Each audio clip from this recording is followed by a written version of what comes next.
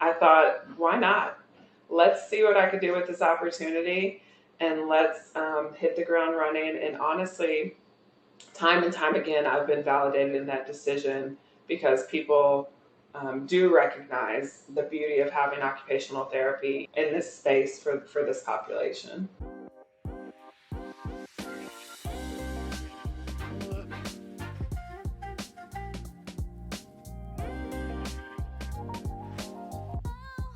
Welcome to the Spero Means Hope podcast, where we take storytelling to a whole new level by sharing amazing patient stories, interview experts in the community, and share resources for clinicians and students.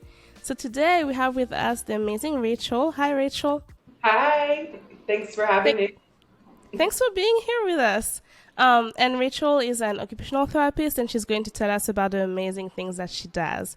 So can you just start a little bit by introducing yourself, where you're from, what do you do for a living, and what do you do for fun? Sure thing. My name is Rachel Schwenk. I'm an occupational therapist with 14 years of experience. I was raised in Louisiana. I am the product of two Air Force officers. And so I was raised in the first 7 or 8 years of my life on military bases. And eventually we settled in central Louisiana. And I was raised in Pineville, Louisiana. I went to LSU for my undergraduate education, a major in kinesiology and a minor in psychology. And during that undergraduate education, I learned about occupational therapy. I was so immediately impassioned by the profession that I thought they may as well have created this profession for me. That's how well suited I felt for it. And I still embody that level of passion today. I love being an occupational therapist. It is a very strong identity for me. And I've had a very happy and successful career thus far. And I'm really excited to be in this non-traditional setting, in this really kind of non-traditional space, and to trailblaze occupational therapy into the future this way.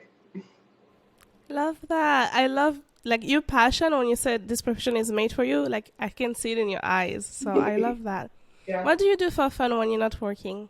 Yeah, I am a big foodie. So New Orleans is the Big Easy, and I love being a New Orleanian. I love promoting our culture. I often say New Orleans is like the northernmost Caribbean city. With our Afro-Caribbean influences, our laid-back kind of laissez-faire attitude, and just great, great food. So I cook often, I entertain often, I explore new restaurants and beverage scenes. I enjoy wine. I like festivals and cultural art performances, and I love to travel. I've done travel therapy as part of my career, but I also travel a lot domestically and internationally for fun. Nice, nice, nice. So you have done some travel. Can you talk a little bit about the various settings you worked in as an OT? Yeah. So before I did travel in 2015 and 2016, I worked for one hospital. Turo Infirmary is one of our hospitals here in New Orleans.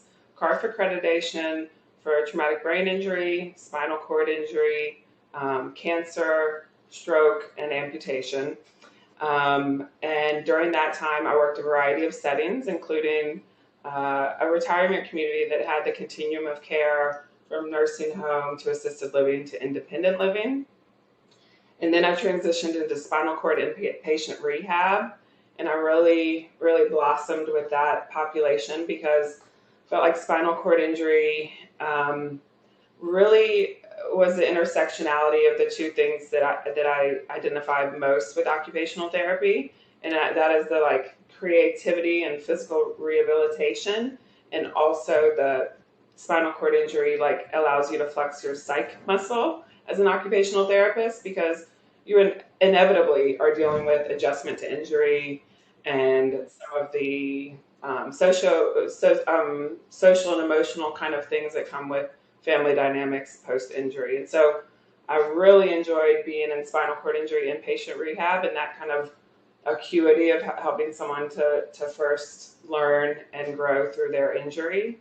And then I did travel therapy, and in travel therapy, pretty much any setting you could think of, um, and then returned back to New Orleans and worked at the Turo's Neurological Rehab Center, which is our outpatient branch, which sounds like it operates a lot like the Spero clinics in Texas.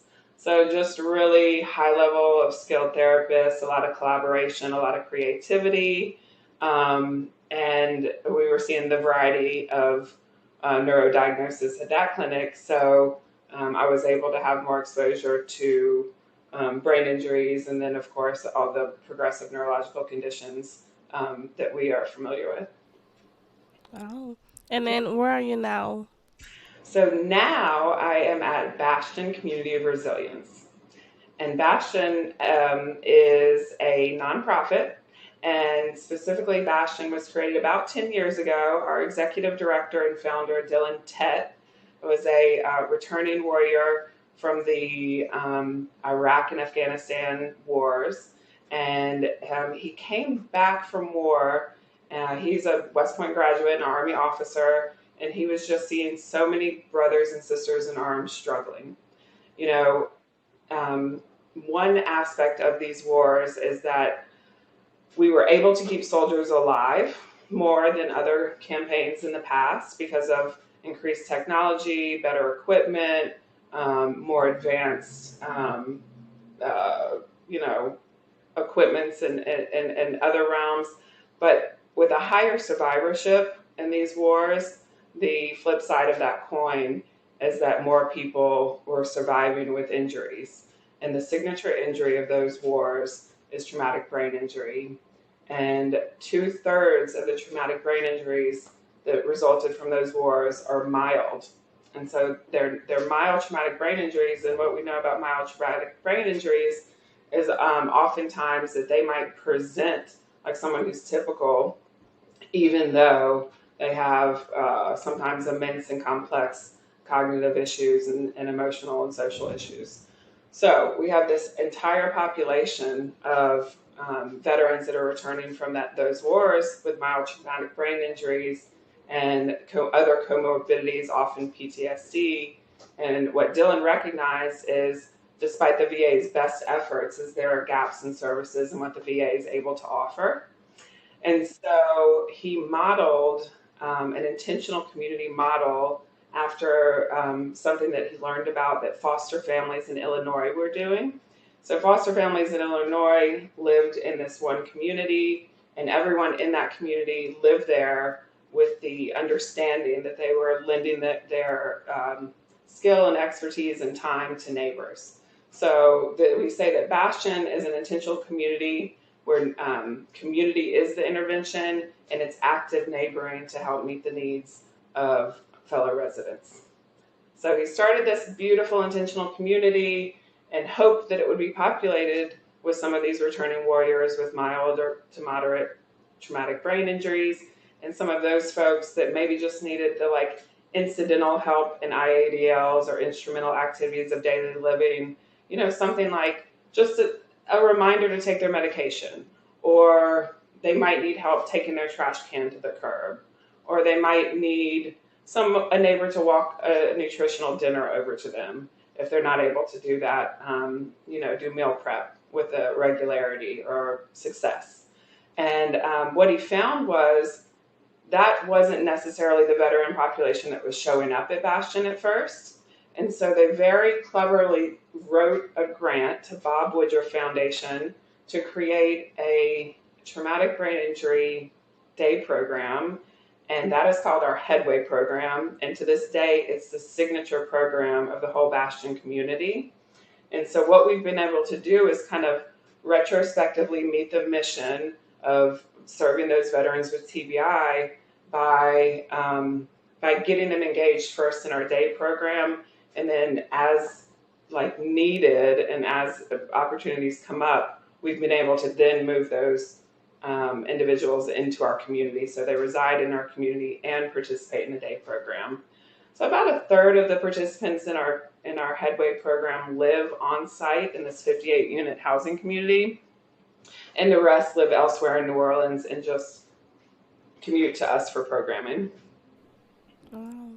There's a term that you use that I really like. You said active neighboring. And Yeah. I've never heard that term, but like I love that you use that because, you know, we hear the word like community health and things like that, but what you're describing really sounds like what the whole heart of community health is. It's a community.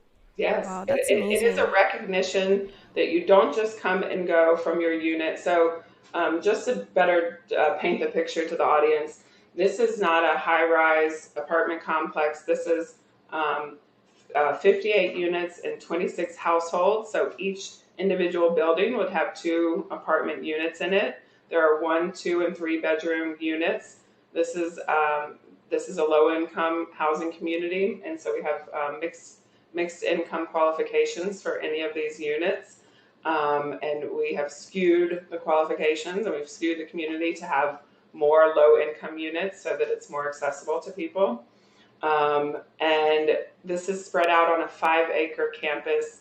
It's such a utopia. We have community gardens and we have chickens and we have sustainable efforts. Um, and we just have so much life that happens right here on our campus. So the two buildings will face each other, and that means that we call those four apartments a quad.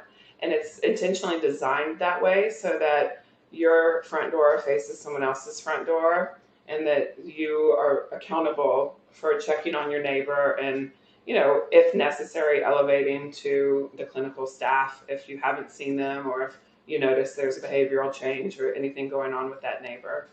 So it's a really neat place. It's a really beautiful place, and in the middle of this urban environment, because we have some sprawling space, it feels very peaceful and a little removed from city life, if you will. Ah, that sounds amazing. Yeah. I love that. Does Headway then provides like in home services within that quad, or do you guys have like a third location where people get their therapy services? No, we primarily do everything on site. You know, because we are a community integration program, there are times when it's appropriate for us to do community outings to museums and the movie theater and things like that. And those are, of course, as you can imagine, very fun.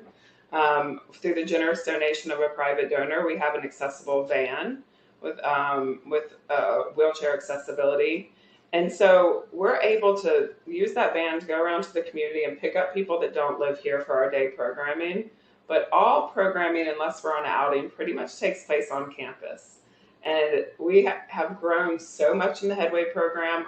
Our staff has grown so much. We're just a ever evolving and growing organization that it feels a little bit sometimes like we're on top of each other and we don't have enough space. But you know, OTs are nothing if we're not creative. So we have meetings and sessions with people at picnic tables. We do a lot of gardening. We do a lot of chicken care. We even have vocational tracks on site that we call service member positions, where we've been able to write in funding into our grant line items to say we want to pay one of our Headway members to do some tasks around the community. So we are really insourcing everything as much as we can in this community for sustainability. We have a food program that's funded by Bob Woodruff grant, and that food program was granted. The first iteration of it was granted in the middle of COVID to meet food insecurity. And what we did with that $100,000 is we hired community chefs, and instead of outsourcing, you know, pizzas or you know Panera bread for like a community social, we hired these chefs to cook our meals for us. And so these chefs are trained and have backgrounds in food preparation, and they make big spreads. So every Tuesday and Thursday when we have Headway group programming, the lunch is catered, and we're sitting down and we're breaking bread on real plates and real silverware, and we're eating food, you know, very nutritious food and homemade selections of their choice and things like this. So it's a really special place. But all of these kind of intentional, organic kind of connections that we can make between neighbors and the connections that we can make to highlight someone's area of expertise and to complement someone else that needs to learn and grow in that area. It's all available to us on this campus. Wow. Yeah. I love that, Rachel. And Mm-hmm. it's definitely like a non-traditional setting for like occupational therapists. Mm-hmm. Definitely really unique. So can you take us like through what a day in your life looks like as an OT for Bastion? Yeah, sure. So I've mentioned that the Headway program primary group programming days are Tuesday and Thursday. And then Monday, Wednesday, Friday are really situated for more individual touches, follow ups, and things like that with the Headway participants. But a regular Tuesday would look like me coming to work and helping a barista open our coffee cart. So we have a coffee business here that is a donation-based coffee cart, and we hand pick people to go through a vocational track where they learn opening and closing duties, forward-facing customer service, and as we know, all of these skills are real-time practice for the cognitive remediation that we're trying to provide in therapy sessions. So it gives it someone an opportunity to practice attention to task, to practice sequencing. So a Tuesday starts for me by opening up the coffee cart business with one of our Headway baristas. And then we have an influx of, 10 or 20 people that come through and get served coffee or tea and little pastries. And then usually the Headway van with transportation folks arrives at about 10 a.m. And we always have a whiteboard. We have a whiteboard for two reasons. The whiteboard is for orientation, so we'll write the date on there. We'll write what the activities for the day are, and then we'll make a task list because I'm very keen on making sure that everyone realizes that this is a team, that we are a team, or even a family is what a more appropriate word for how we view each other. And then in a family or on a team, everyone has responsibility. So some of the daily tasks might be set up for yoga, check the chicken coop for eggs, wipe down the tables, do the dishes, assist Rachel with X, Y, or Z. And everyone just walks in at whatever time they show up for group programming, looks at the board, notices what the activities are, reinforces orientation to the day and time, and then signs up for a task. And at first, it was a lot of encouragement to get people on board for signing up for a task, and now it's just seamless. These are the procedures and the protocols that we put in place. So that's what happens. We have contracted adaptive yoga instructors. We have a really talented art therapist. We have music therapy. We do qigong. The OTs and interns lead discussion groups and wellness series. We do a lot of mind-body skills. And like I said, from 12 to 1, we really sit down, break bread together, and then usually from 1 to 3, it's one of those activities that I've mentioned, like art, music, an outing, or splatter paint, making bath bombs, making soap, pickling vegetables from our garden. I mean, we do anything that people can get engaged with and that can help them heal and grow. That is amazing. Mm-hmm. I also like how you incorporate like mental health and like you said with the workshops, whether it's like with you the OT or with like interns and things like that. What would you say is your favorite part about a program? Oh my gosh. Well, because I cited earlier that I'm such a foodie, I really Um, I really love intervening with meal preparation, and that's squarely in the practice of occupational therapy, and I've always loved that. I remember when I was in OT school, we had to lead a group, and I led a group where we cooked fish and made like an almondine top or something, and I still love that because I think, if I can empower some of our participants to learn simple recipes and to do their own food prep together separately or with their families, that's a game changer. That's a game changer because it impacts their ability to budget. It's a nutritional game changer. We know that nutrition is so important for brain health, or and so if I can teach them all of this in a fun type of way that makes it, pun intended, palatable, then they're gonna carry those skills out, and it's gonna impact so many different areas of their life. I've seen people just really blossom with pride when they are able to make a medium or moderate complexity dish. And we don't always do that. I teach them a lot of workarounds, get a rotisserie chicken and pick the meat off, and then we make a stock with what's left. And, I'm very much a repurpose type of cook. And so I think my favorite aspect of what I can do here is that I have a lot of availability to incorporate not just theoretical meal prep or meal planning, but real life practice with meal prep, and that's really meaningful to me. That's awesome. It's amazing how like you like described that cooking tasks and brought it back to OT and brought it back to the different skills that goes into Hmm. cooking a meal, and it all sounds so functional, which I think is amazing about this program. Yeah.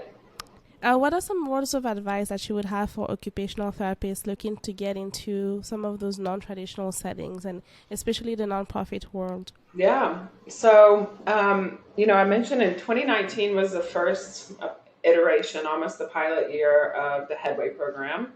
And during that year, the program director, my colleague Allison, that program was funded by the Bob Woodruff Foundation.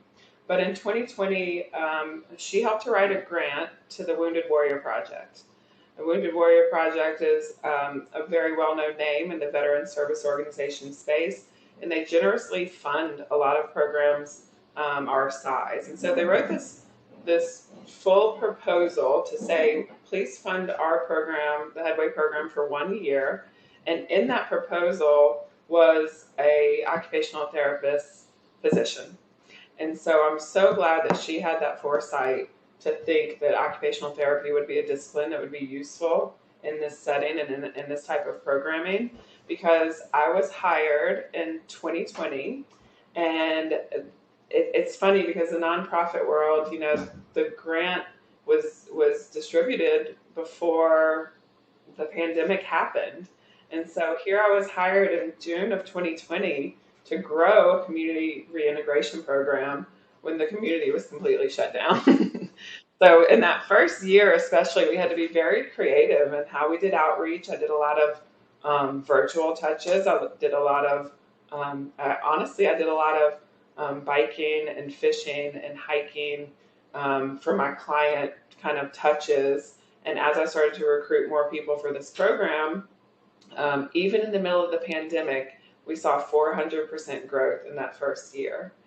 And so, with the kind of efficacy that this type of model and program was working, and it was especially working because of the involvement with OT, they have funded us ever since. So, we are proudly funded by the Wounded Warrior Project, and we have immense growth in a lot of different ways, and we have a lot of success. But I guess what I'll say is, when I was presented with this job and I knew that it was a grant funded position and it was only funded for 1 year, that's a little intimidating, because it doesn't exactly speak to job security if you only have a guaranteed job for a year. But because I was a veteran therapist and I recognize that one blessing that we have in the therapy world is job security in a lot of different types of setting, I thought, why not? Let's see what I could do with this opportunity, and let's hit the ground running. And honestly, time and time again, I've been validated in that decision because people do recognize the beauty of having occupational therapy for in this space for this population. So I think what advice would I have for young OTs? I would say, don't be scared to take a risk on a non-traditional job, even something that's grant funded for a finite period, because you can always go back to another setting, and you're going to have a job where you want it, when you want it, and things will work out. Take a deep breath and realize that occupational therapy, especially, is a little bit of the lesser known physical rehab disciplines. And so I think it provided me a really unique opportunity to be a steward for our profession and to be able to tell people, well, you might think an occupational therapist just works in this setting or with this population, but like, here's what I can do in this setting, and here's how my unique skill set is beneficial for this population. And so I've been able to teach people about occupational therapy. I've been able to have repeat funding for my position, and we've been able to bring on a second occupational therapist full time as well. So we are growing, and I just think, the sky's the limit. If you think an occupational therapist is well suited for a particular community space, then what you need to do is you need to find what grants could possibly fund that salary in that position and apply for those grants. Write your own grant, take your own proposal to a nonprofit and say, I think what you need is an occupational therapist, and I think this grant could satiate my salary. How can I help you apply for this grant? Let's go for it. That's what I would do now with the knowledge that I have. Although I understand that's intimidating. Wow, that's amazing. How this leap of faith, brought you here, and to hear you that you guys hired another occupational therapist and it's growing is amazing. Yeah. I hope we can find more and more programs like this in other part of the states. Do you know of other? I know you mentioned at the beginning a program in Illinois that kind of inspired Bastion, but do you know of other programs in the United States that are similar to what Bastion is doing? So actually, Bastion is the first, and to my knowledge, still the only intentional community for veterans with disabilities and their families. Okay. Yep. Okay, so definitely a need, definitely a need, because the gap that you guys are bridging, I think, is amazing. Yeah, thank you. Rachel, is there anything I haven't asked you about that you want to mention about the organization or the amazing things you guys are doing? I think we have covered so much, but I just want to, again, thank you for the opportunity and to let you know that I feel extremely lucky to work in this space where I can help to elevate veterans and their families and work on community reintegration and independence in real time, in real scenarios, and to help, promote my profession and hopefully continue to just help people heal and grow. Aw, I love that. And honestly, your passion is evident. The whole time you're talking about what your job and what you're doing, we can see the light in your eyes. And so I think Bastion is so lucky to have you, and you're so suited for this specific role. So I'm glad you went on this 1 year that has led to. I know. I'm gonna keep riding the wave too. The light in my eyes that you see is the ring camera that my intern said. I love it. Thank you so much for your time, Rachel. I really appreciate it. Yeah, likewise. Bye. Bye.